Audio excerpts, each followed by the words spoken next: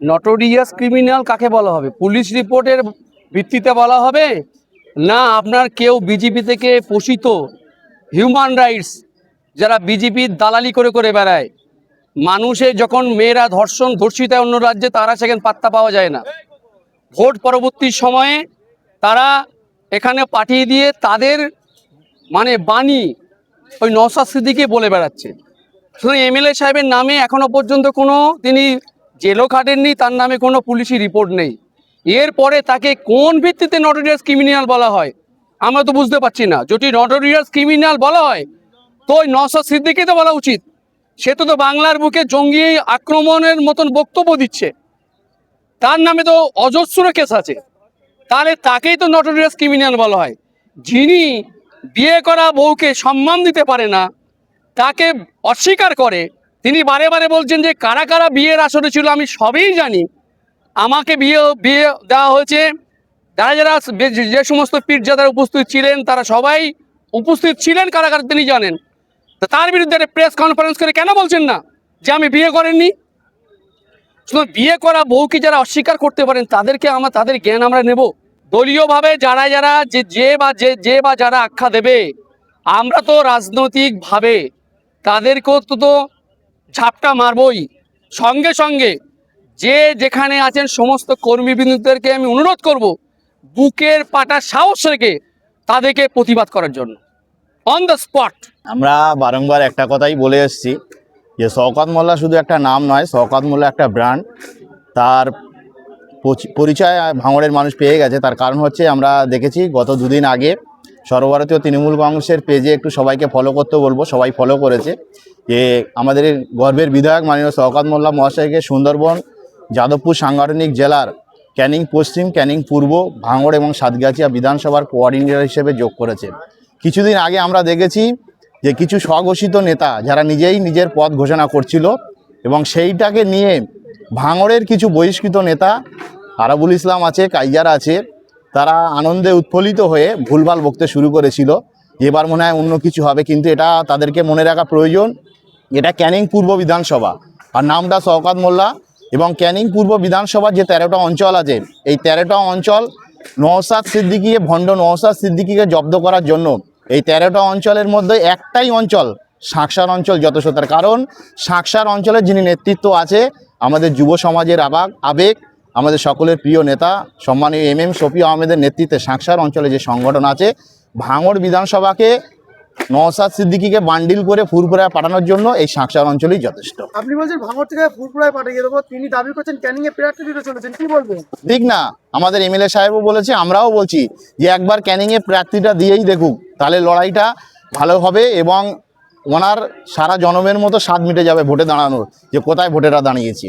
এটাই সম্প্রীতির পার্টি 1998 সাল থেকে এই সম্প্রীতির পার্টি সর্বধর্ম সমন্বয়কে সামনে রেখে তিনি বামপন্থের বিরুদ্ধে লড়াই করেছিলেন। দীর্ঘদিন লড়াই করার পরে 2011 সালে জগদ্দল পাথর CPM কে বাংলা থেকে উৎখাত করে একটা নতুন আপনার সরকার প্রতিষ্ঠা করলেন, যে সরকারের নাম তৃণমূল কংগ্রেসের সরকার। এই সরকার 11 সাল থেকে এই 25 পর্যন্ত 14.5 বছর পার হয়ে গেল। আর 3 মাস পরে আবার নতুন করে ভোট হবে। এই 14, 14.5, 15 বছর ভারতবর্ষের মধ্যে একটা অনন্য নজির করেছেন। একদিকে তিনি সম্প্রীতির বার্তা সারা ভারতবর্ষে পৌঁছে দিয়েছেন, আর একদিকে উন্নয়ন করে পৃথিবীর ইতিহাসে তিনি একটা অনন্য নজির তৈরি করেছেন। তার নাম মমতা বন্দ্যোপাধ্যায়। মমতা বন্দ্যোপাধ্যায়ের বিকল্প বাংলা নয়, ভারতবর্ষের মাটিতে আজ নেই। 65টা প্রকল্প তৈরি করলেন, উন্নয়ন করলেন। সবচেয়ে বড় বিষয় হলো মমতা বন্দ্যোপাধ্যায় সম্প্রীতির অনন্য নজির করেছেন। আজকে একটা কথা বলি, বহু হিন্দু ভাই রয়েছেন, আজকে 1 জানুয়ারি বাংলার মধ্যে একটা শুভ দিন হিসেবে হিন্দু ভাইরা মনে করেন কল্পতরু উৎসব। এই দিন আপনার 1886 খ্রিস্টাব্দের 1 জানুয়ারি রামকৃষ্ণ কল্পতরু হিসেবে হয়েছিলেন, আবির্ভূত ছিলেন। তিনি সবাইকে বলেছিলেন যে আমি তোমাদের আশীর্বাদ করব। সবাই সামনে এলেন। সেদিন রামকৃষ্ণ বলেছিলেন তোদের চৈতন্য হোক। আজ সেই দিন। একদিকে কল্পতরু আর একদিকে মমতা বন্দ্যোপাধ্যায় তৃণমূল কংগ্রেস যে আদর্শ নিয়ে চলেন সেটা হলো মানুষের চৈতন্য হোক, যে মানুষ হিন্দু নয়, মুসলমান নয়, খ্রিস্টান নয়, তারা বৌদ্ধ জৈন নয়, তারা মানুষ। এটাই মমতা বন্দ্যোপাধ্যায় এই আপনার 1 জানুয়ারি থেকে সারা ভারতবর্ষের মধ্যে দেখিয়ে দিয়েছেন। আজকে আমি বেশি কথা বলবো না।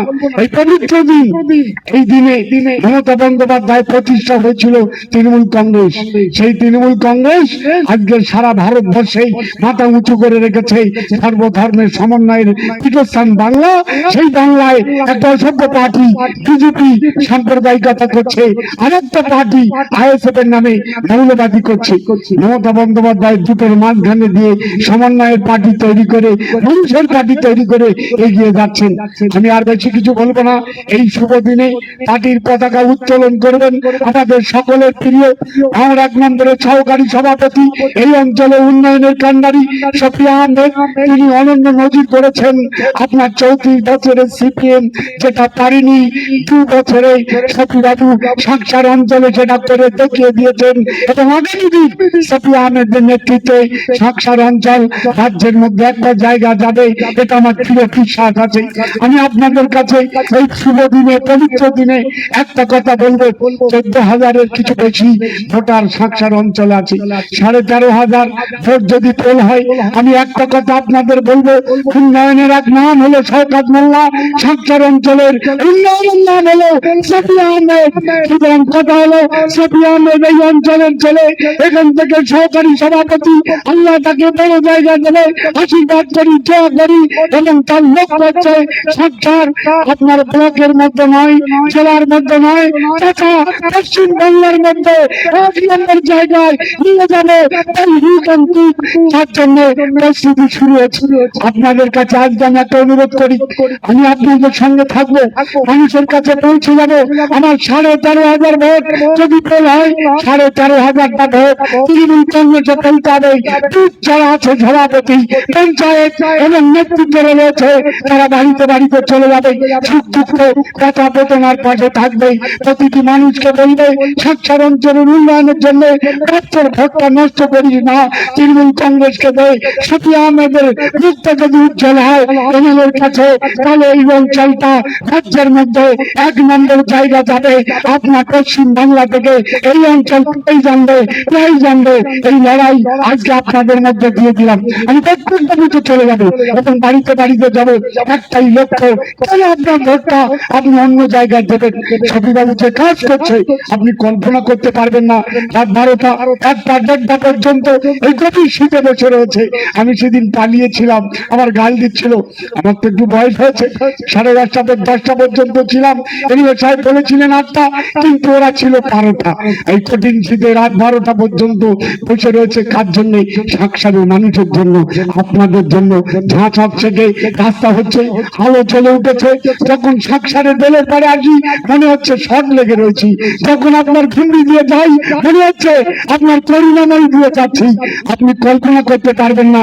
একটাই লক্ষ্য, রাজা সাংসার অঞ্চলে দেখিয়ে দেবো। সুতরাং আপনাদের কাছে বলি, আজ থেকে লড়াই শুরু। এপ্রিল মাসে ভোট হবে। সৌবাবু এই জায়গায় থাকতে পারবে না, অটোমেটিক ক্যানিং গ্রুপের আপনার কমিটি হয়েছে, সৌবাবুকে 1 নম্বর জায়গা দিয়েছে। বলেছে তুই 1 দিন করে ছোট, 1 দিন করে ছোট, আমি ওর সাথে থাকবো। সব জায়গায় এমএলএর জন্য বলবো। কিন্তু পাখির চোখ হলো সাংসার অঞ্চল। 13টা অঞ্চলের 1 নম্বর হতে হবে। 13,000 13,500 ভোট যদি পোল হয়, সমস্ত গুরুত্বপূর্ণ 10 ভোট নয়, 10টা নয়, 100 ভোট, 50টা ভোট চলে যাবে। কেন কাল পরের 100টা ভোট বিজেপিতে চলে যাবে? কেন সিতুড়ির ভোট এটা অন্যান্য জায়গায় চলে যাবে? যাবে না। উন্নয়নের আর এক নাম শওকত, আর এক নাম শফি। সুতরাং আজ থেকে আপনাদের লড়াইয়ের ময়দানে নামিয়ে দিলাম। আমি আপনাদের সাথে থাকবো, সবাই থাকবে।